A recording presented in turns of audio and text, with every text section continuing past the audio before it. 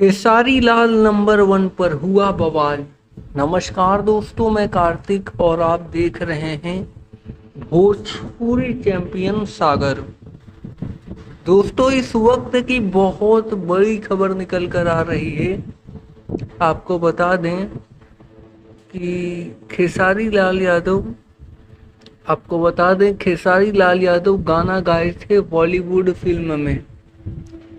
जी हाँ, गाने का नाम था पनवाड़ी और यह गाना नंबर 1 ट्रेंडिंग में आ गया है। जी हाँ दोस्तों, जो खेसारी लाल यादव गाना गाए थे पनवाड़ी बॉलीवुड फिल्म में, वह गाना नंबर 1 ट्रेंडिंग में आ गया है। जो कि 3 दिन के बाद ये गाना नंबर 1 ट्रेंडिंग में आया है, जो कि बहुत बड़ी बात है।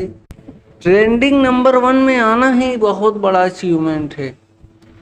बाकी बहुत सारी जानकारियां निकल रही हैं, और अगर वीडियो पसंद आई हो तो वीडियो को लाइक कीजिएगा। चैनल पर पहली बार आए हैं, चैनल को सब्सक्राइब कर लीजिएगा। जी धन्यवाद दोस्तों।